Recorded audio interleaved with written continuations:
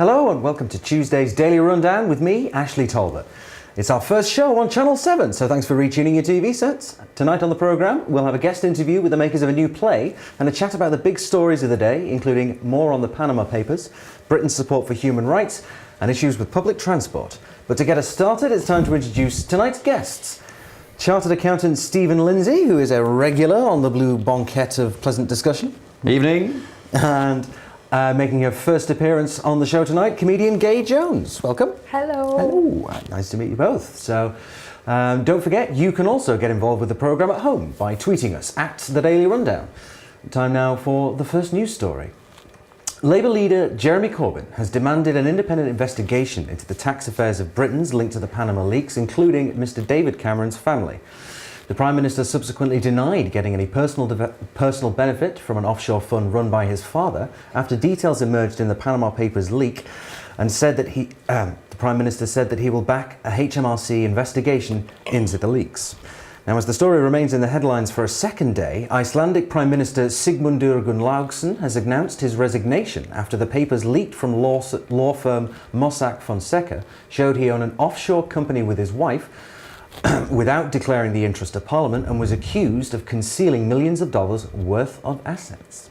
So, story in the headlines for a second day. Lots of people making their voices heard. So, Stephen, I think we're starting with you, aren't we? So. Yeah, I think there's a couple of things in that introduction that are interesting. The first is the sort of party political aspect, because you'd be disappointed if the Labour Party leader, Jeremy Corbyn, didn't actually raise it and keep it going from a party political point of view. But personally, I don't think that's actually the big issue. The big issue is more about the fundamentals of those sorts of schemes and arrangements, which, however you dress it up, are taking masses of tax revenue away from lots of countries around the world.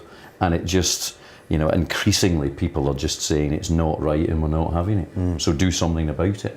Yeah, there's now pressure on the government to react because Britain's got quite a lot of sway over a lot of these tax havens, or secrecy jurisdictions as they are occasionally referred to. That's it, yeah. So, quite a lot of them are Commonwealth countries or, whatever. Well, it's even that's interesting because it's this, the specifics on that. I'm no expert on this particular aspect of it, but they're called, what is it now? Crown dependencies, which is basically Jersey, Guernsey and Isle of Man, I think. And then there's overseas territories, which includes Panama, I think, and the Cayman Islands and some others. And they're all linked to Britain, but they're not controlled by the British government. And that's why it is a big issue for David Cameron. I think this is the bigger issue. It's not about his... it is partly about his personal stuff, but actually the big issue is if Britain is involved in some way with those sorts of jurisdictions, what are we doing to push the whole thing on and move it the way that morally the public seems to want? Yeah, so it's a difficult balancing act for David Cameron because he's now got to proceed with this over some pretty rocky ground, maybe. He's just kept quite stum about it, hasn't he? He said he wants privacy and... Oh, now he wants privacy. But it wasn't long ago he wanted transparency and we wanted to chat about, he wanted to look into...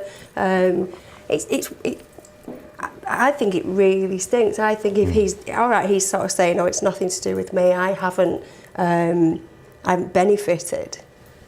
I'm sorry, if my dad had millions and millions of pounds, if I didn't benefit, you'd be somewhat put out. I think if you were a child, perhaps. And I think that's the issue as regards for him.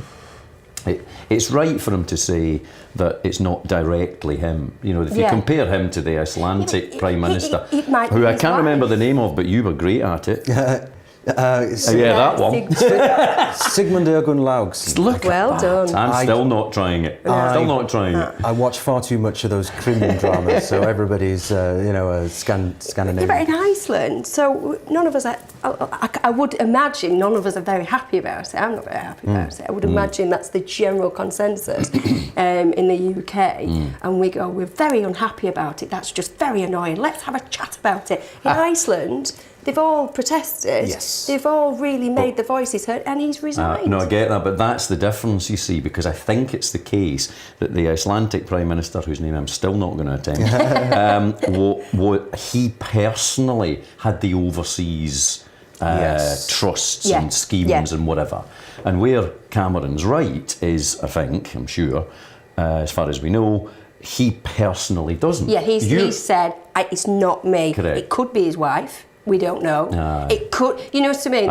He's saying my family should have privacy. I can keep, but I personally haven't got anything. That's it. And that stinks. That's really. My inner cynic is pointing out that that's not an argument that necessarily stands up on its own, is it? Because it's like, oh well, I personally haven't benefited from it. Like, I've not invested this money. It's like, no, you haven't. But so whose name is it on? It's all about his father, I think, on this one. Yeah. From what you can see so far, seems to be his father, doesn't it? And for him to say he's not benefited, as you say, is, you can argue certainly against it by saying, well, you probably have. If your parents have got more money net of tax, then the chances are of people in the family probably benefit in some shape or form. He's got to be, you think. So he is totally embroiled, but it is different to the Icelandic PM. Definitely. He was actually in his name. Yeah, and that's why there were the big protests in Iceland and stuff, which were great. It's great to see the people power there. Yeah, absolutely. Rather than just being very angry and about maybe something. we do need a bit more of it. Yeah, I've wondered that myself. But I mean, the issue with, go on, I'll say it again, Sigmund Ergun Laugsson is the fact that he's had interest in a company, which he's then passed the shares or the ownership of the company. Again, I'm not an expert on this. To his wife, and then not declared the interest in the company or sort of potential stake in the company when he's become Prime Minister. Yeah. Because it was effectively hidden, wasn't it? Yeah. Essentially, yes. And then, so during his tenure as Prime Minister, he's kind of made a few decisions which could have benefited this particular company. And that is where the issue is coming up. And I'm not suggesting for a moment that David Cameron is embroiled in anything of the kind, but no. The fact that that's happened, that's why the Icelandic population are quite justifiably annoyed, because there's very definitely a conflict of interest there. Yeah, and I think we do need to bring it back here, because it's maybe not about protesting about our Prime Minister, because I think it is a different situation. But I'm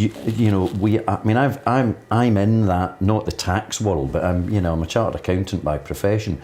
I've seen a lot of the sort of the sentiment that attaches to tax planning. Yeah. And it's amazing how it has changed. There is a fundamental difference today to 2 years ago, 5 years ago, 10 years ago, increasing as you go back, as regards a general attitude to it. It's just seen now, generally speaking, as not acceptable to do sneaky things to avoid paying tax. Not illegal, because they're all legal. Sorry, I'll rephrase that. Tax avoidance, and strictly speaking, is not illegal activity. It's legal stuff. There's no law you're breaking, but it's whether it's right or wrong that becomes the question. Tax evasions. And evasion's the illegal one. Evasion avoidance. Evasion is when you get the decorator into your house and you pay cash to avoid the VAT. That's tax evasion. A lot of people do that. That would then complain about David Cameron. But tax avoidance is arranging your affairs in a particular way to minimise your tax contributions. And increasingly people are saying that all needs at the very minimum to be obvious. And if you're willing then, as someone using those schemes, for everyone to know what you've done, then maybe that's okay, because they can then all have a go at you or not. It makes you wonder why they keep the loopholes in there. And they obviously know where they are, they obviously know what they are, and you just think, why keep them in there? I know that this country has a really difficult tax system. We have one of the most complicated tax systems that there is. But I presume these people who know what they're doing know that where the loopholes are, and why are they legal? But I think the other, you're right in that. But the other problem is it's not just about British laws and tax systems, and that's the bigger issue.